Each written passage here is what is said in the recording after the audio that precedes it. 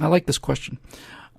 George A. Friedland asks, how might the Cold War have gone if General Patton had survived his last car crash and lived at least another 15 years? Let me take Patton out of this because I don't think it's Patton particularly, because Patton was pretty much marginalized before the war ended. He was marginalized. But let's look at what we're really getting at here. What would have happened after World War II if we had people who understood aggression and the will to fight and the will to use our weapons? What would have happened? I've given this a little bit of thought. I've said this as we were getting ready to go into Iraq. I said it during all the years of the invasion of Iraq. I've been saying it since Iraq. I've been saying it through Afghanistan. I've been saying it since I've been writing politically, just 10 or 12 years now. And that is this. No matter what people around the world talk about, when they talk about America and American militarism and American adventurism and Americans military and Americans invasion, Americans this and American conquest, all this other crap. The one thing I've said, and I'll stand by this, is that the world has not seen America really and truly angry since 1945. 1945 was the last time this country was all the way angry.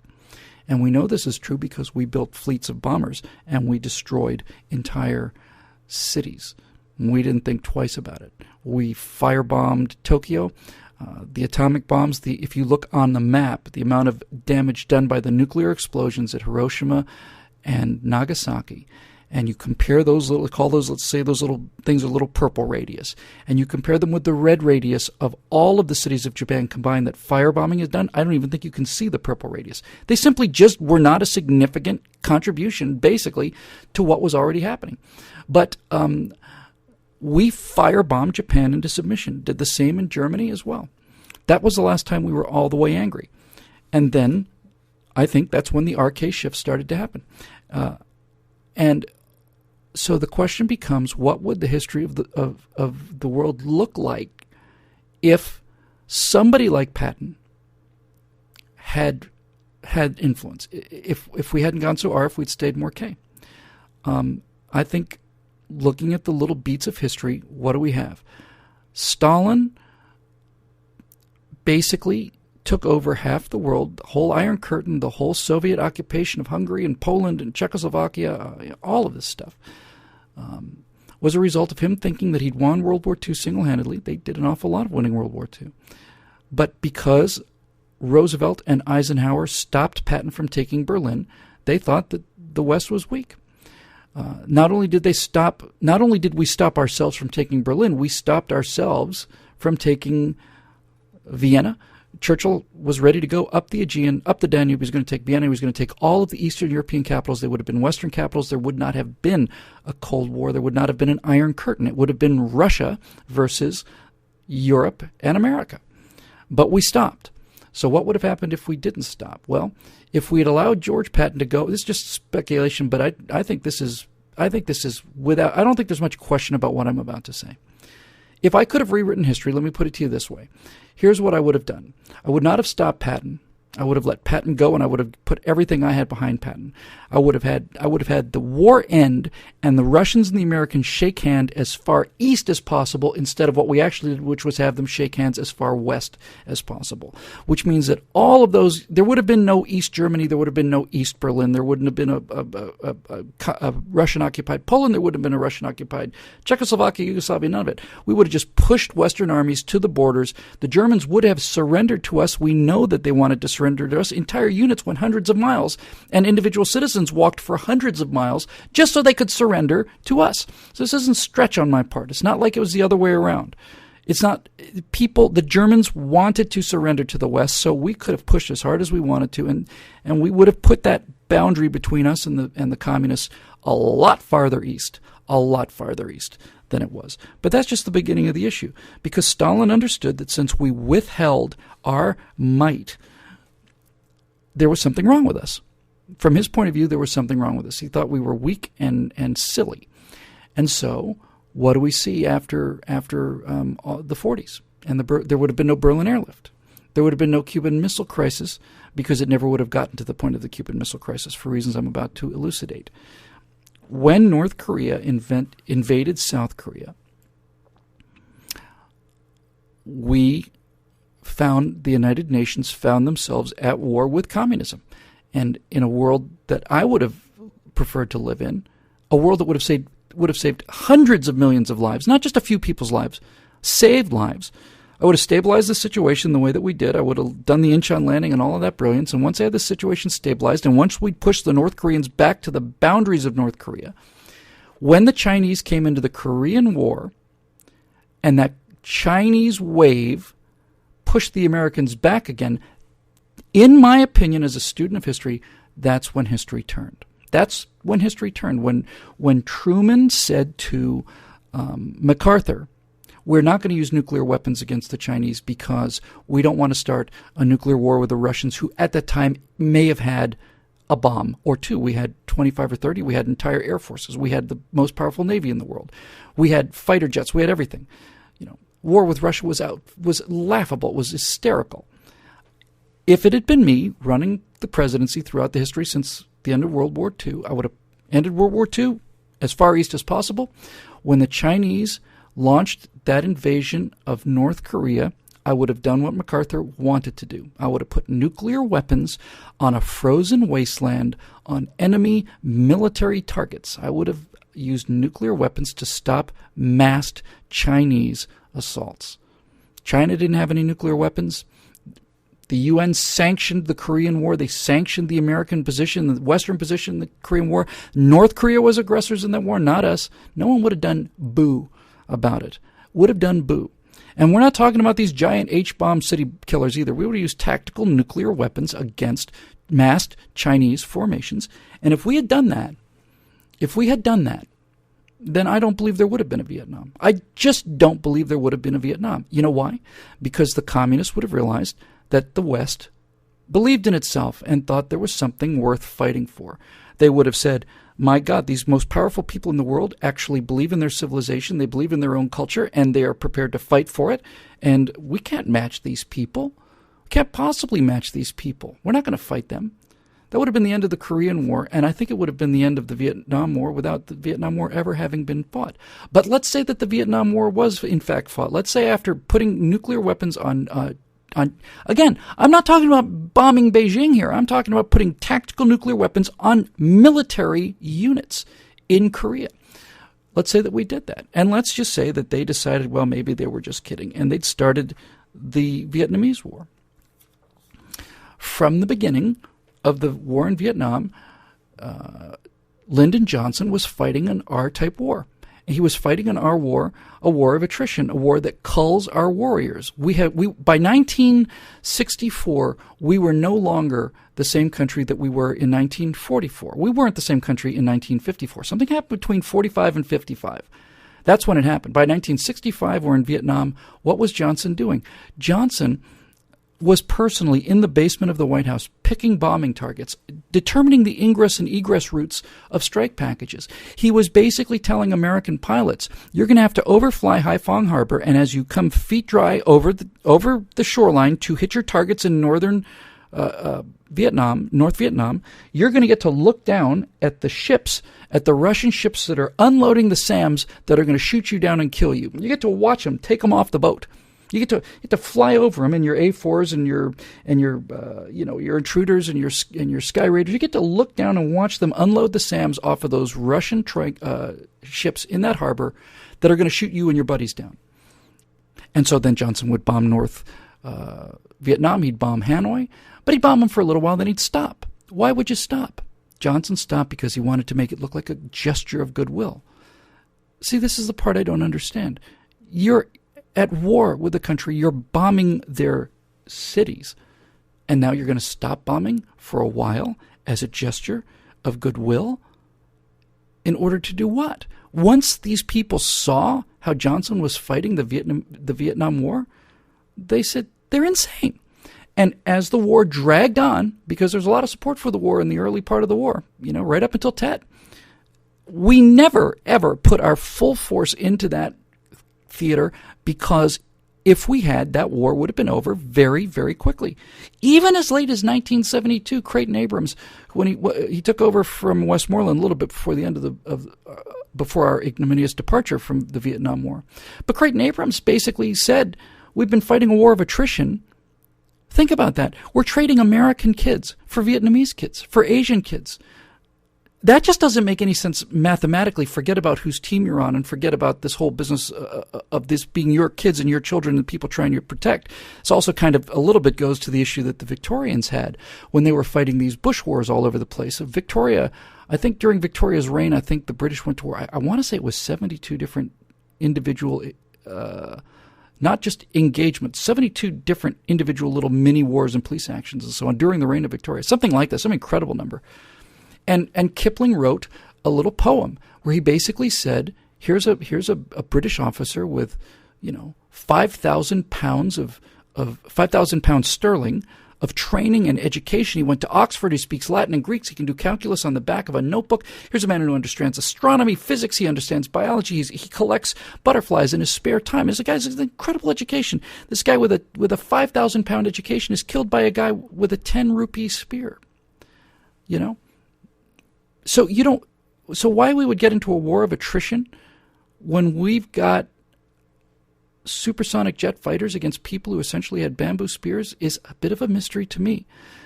And that's the first part of it. And then the second part of it is, if you're going to put your people at risk, you need to get this thing over with. And Creighton Abrams had a plan where he basically said, I don't need more troops, Mr. President. I don't need wonder weapons. I don't need anything. We got enough guys in theater, more than enough guys in theater right now. Instead of us taking a hill, taking our losses, retreating, letting the VC or the NVA take the hill, and then go take the hill again, we're going to stop this bullshit right now. And what we're going to do is we're going to take an armored column. We're going to march right up the Ho Chi Minh Trail. We're just going to take American armor with American air cover and American infantry, and we are going to go right up their supply route. We're just going to back them right up. We're going to cross into North Vietnam, and then we're going to put these tanks in the center of the town square at Hanoi, which is precisely what they did in the Iraq War, and it would have been over in 6 weeks. It would have been over in 6 weeks. We didn't get that, but we got something like that because all of a sudden Nixon says, well, I want this war over. I want it to end. So what did he do? He started bombing Hanoi hard with B-52s. They came to the peace talk table within, 10 days, a week, 2 weeks?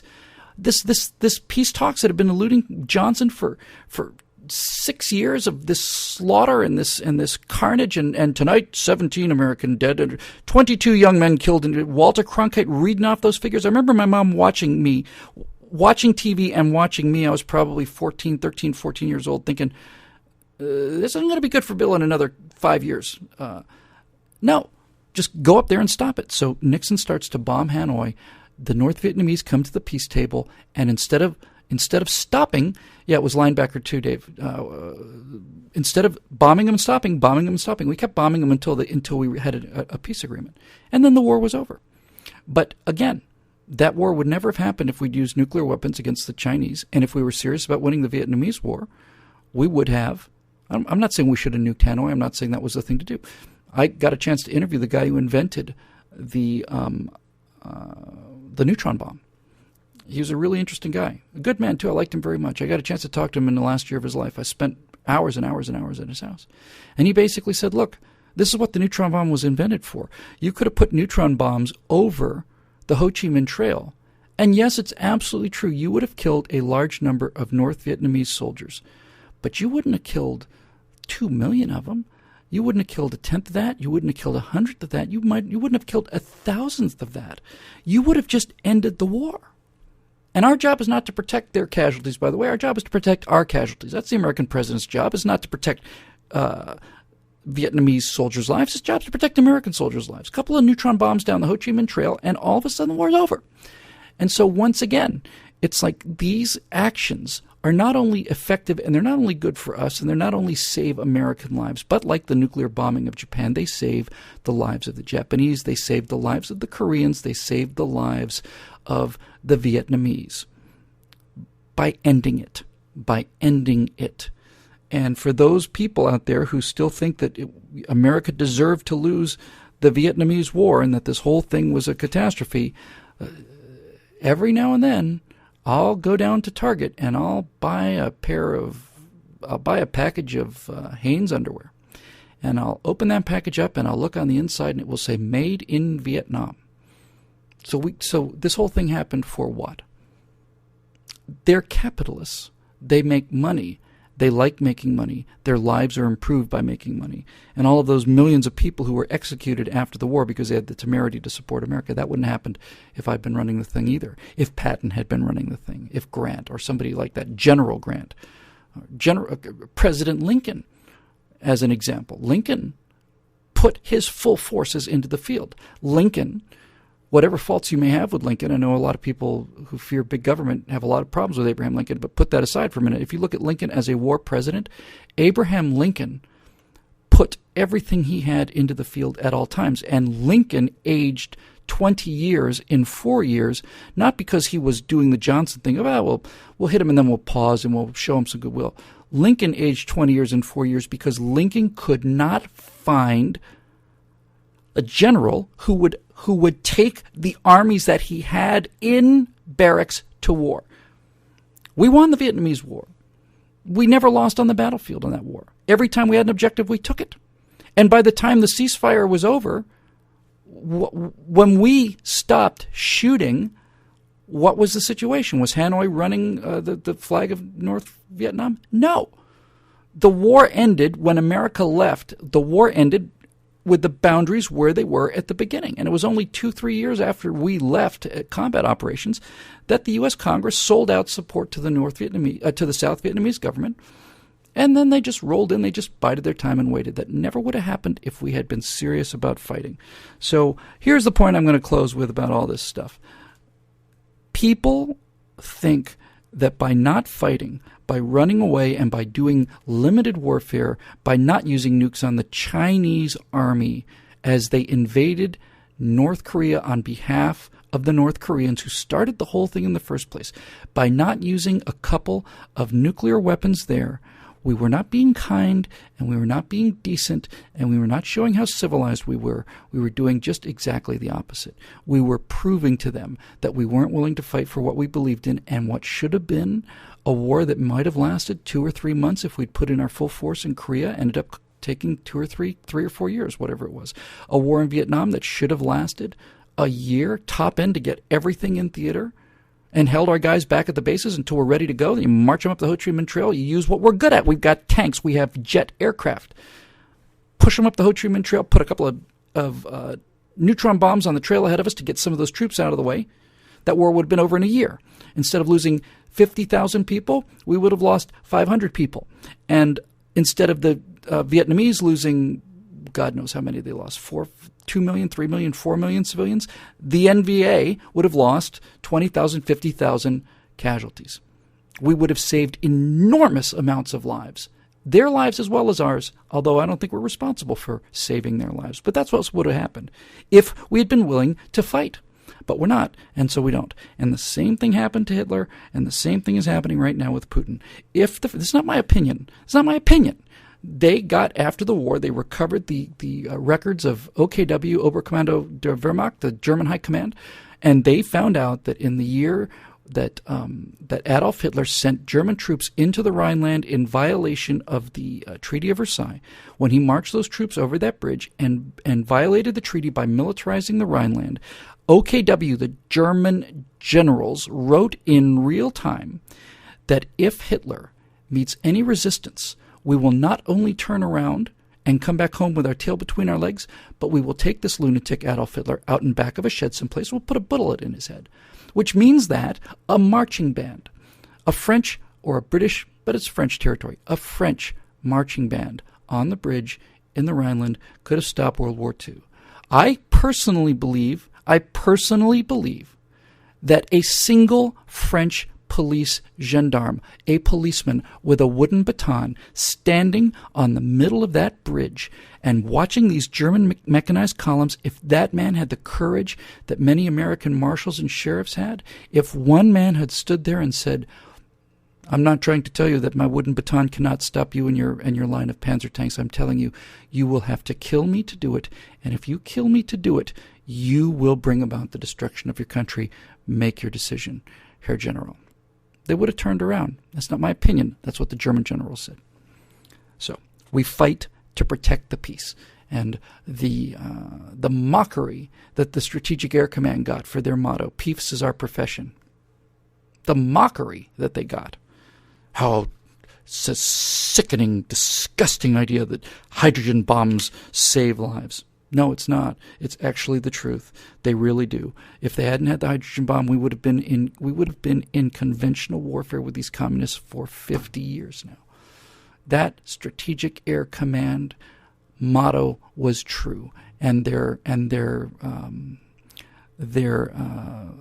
logo's not the word I'm looking for. Their command crest, their insignia, I guess is the word I'm looking for.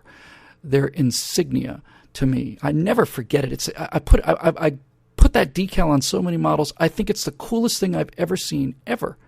Is that the insignia of the Strategic Air Command? It's a field of blue. It's a mailed fist with a lightning bolt in it. Peace is our profession. They're right. They're historically right. There's no doubt about it. It's not up for discussion. I'll do one more because the traffic is dying down, and then I'm going to keep some of